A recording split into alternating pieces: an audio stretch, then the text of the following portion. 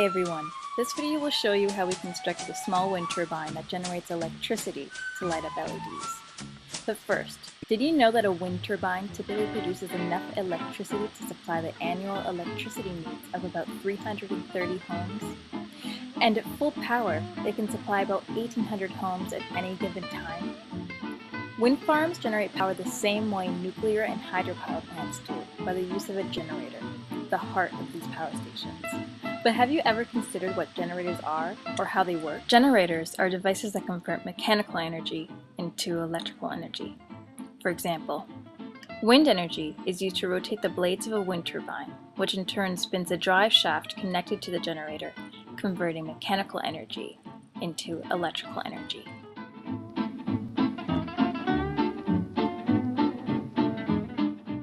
To build the generator of our wind turbine, we needed a diametrical magnet, a drive shaft, housing, magnet bushings, elastic bands, and 120 feet of copper magnet wire.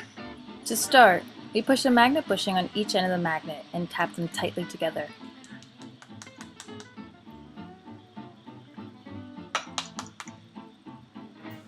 Next, we mounted the magnet to the drive shaft, which is used to make the magnet spin around. This piece was then put into the orange plastic housing, which was secured together with elastic bands.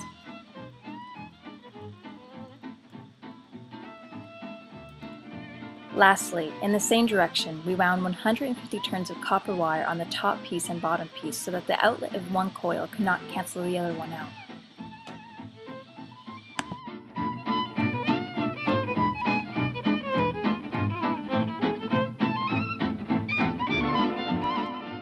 Inside a typical generator, there are many coils of copper wire that are wound into a drive shaft and mounted to spin around large magnets, creating a magnetic field. When the coils of wire move through a magnetic field, the magnetism will interact with the electrons in the wire to induce a flow of electrical current. The faster the wires rotate near the magnet, the more electrons will be pushed along the wire, creating electricity.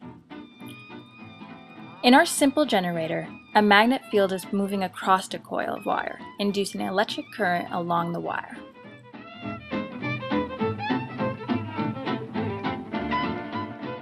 After completing the generator, we were ready to attach it to the nacelle, which acts as the main housing for the generator.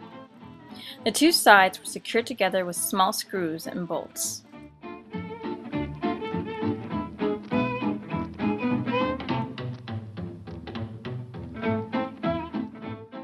To build the tower to carry the nacelle and the rest of the turbine, we attached a PVC pipe and a base I found together.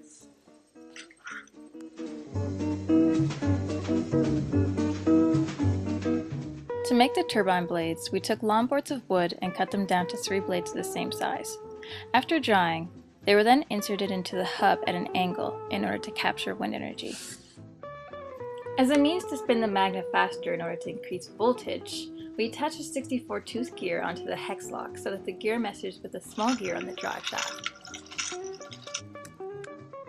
Finally, everything was assembled together, giving this end product. The turbine demonstrates some of the laws that we discussed in a class. For example, the first law of conservation of energy states that energy cannot be created or destroyed, only changed. When the wind blows, the kinetic energy of the wind pushes against the blades of the wind turbine, making them spin. This in turn rotates the drive shaft, converting kinetic energy into mechanical energy. The drive shaft then powers the generator to produce electrical energy, which is then converted to light and heat energy once the charge reaches the load. The rotation of the plates also addresses the law of rotational inertia. The rotational inertia of the plates keep them moving. It obeys Newton's first law of rotational motion that when not influenced by outside factors, the turbine is either in motion or motionless.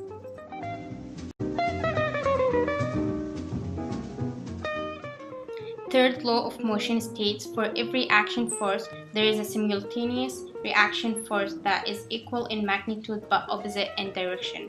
In a wind turbine, the action of the wind pushing air against the plate causes the reaction of the plate being pushed. If the plate has no angle, the plate will be pushed backwards. But since the wind turbine plates are set in an angle, the wind is pushed at an opposite angle. Most importantly, the wind turbine is an excellent display of current, voltage, and resistance.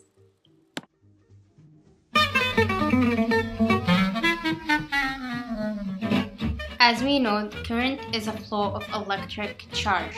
Voltage is the measure of the amount of potential energy available to make electricity flow in a circuit. Resistance is the measure of how difficult it is for electric current to travel through material.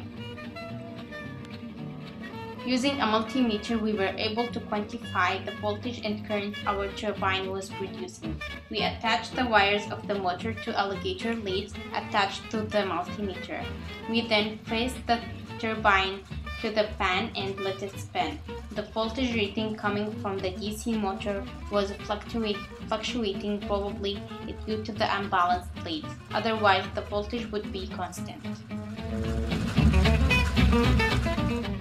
Adding LEDs to the circuit, we noticed it caused the turbine to move slower. It became subject to resistance, which opposes the flow of current, making it hard to push electrons through a circuit. The more load you add, the harder it is for the generator to turn.